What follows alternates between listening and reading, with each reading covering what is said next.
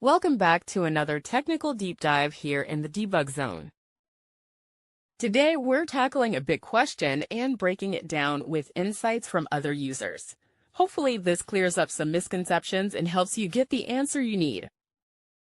So, buckle up, stay a little curious, and let's jump right in.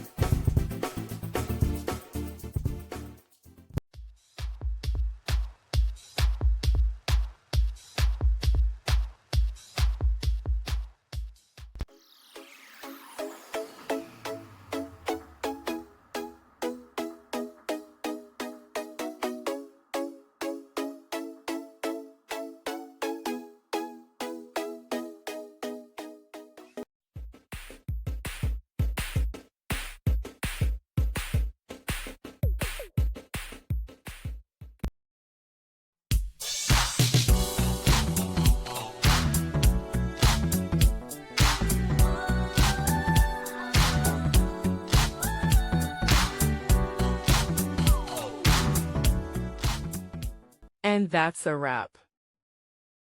I hope you found the answer you were looking for. If you did, take a second to hit that subscribe button. It really helps out. And let me know in the comments which solution worked best for you.